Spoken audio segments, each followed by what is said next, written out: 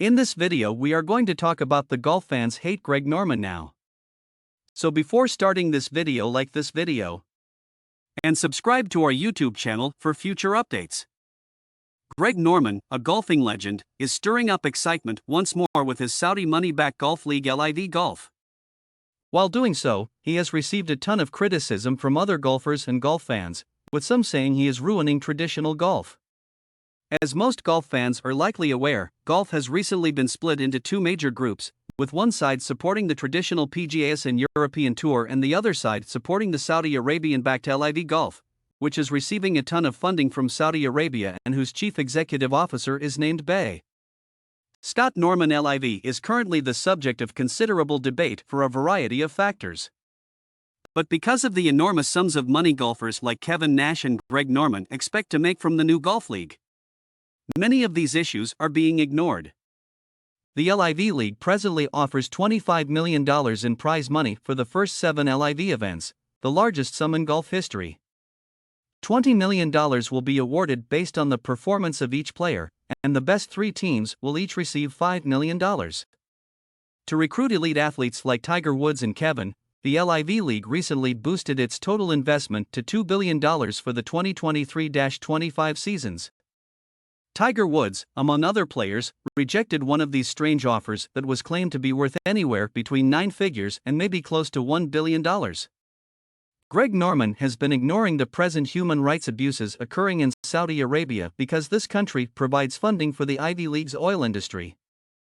Many people also think that the Saudi government may be using golf to hide its current scandals surrounding the disappearance of journalist Jamal Khashoggi in 2018, who was critical of the Saudi government, much like Russia and China hide theirs by using the Olympics.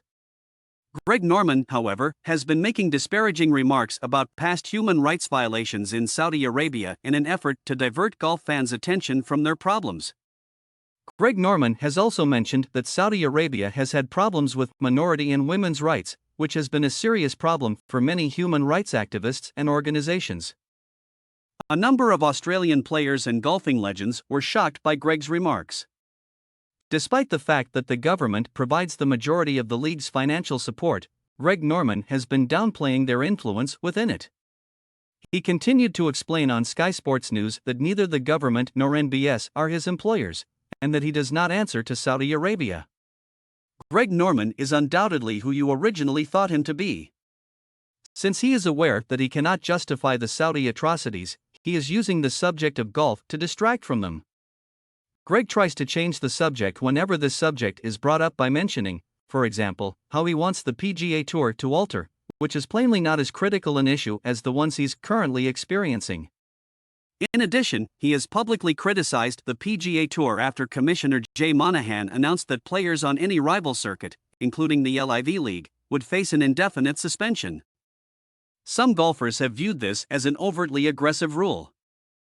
Greg did raise some important issues on how the rule was created and how it has widened the gap between the LIV and the PGA Tour.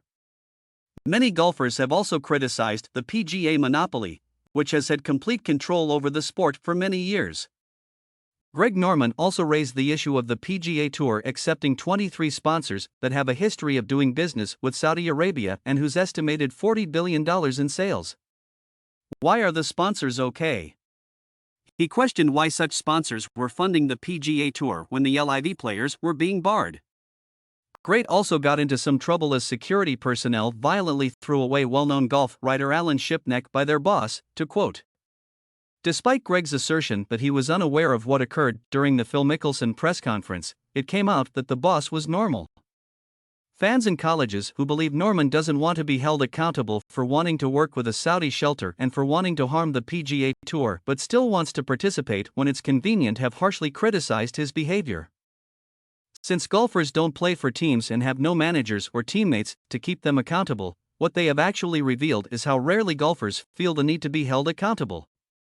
Golfers now find it easier and less stressful to chase the nearest and largest bank deposit, namely LIV, rather than continuing with the conventional golf leagues that they have played for years, because most followers of the sport don't care too much about what golfers do in their daily life.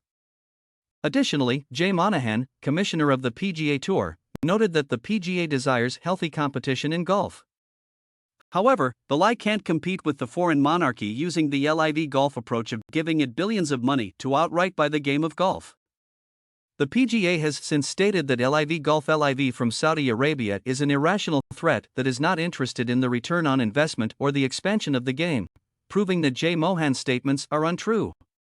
This hasn't stopped athletes like Rory McIlroy from switching from the PGA to the LIV, though. Many athletes are interested in competing in the new $250 million and 8 cents event series alongside other golfers.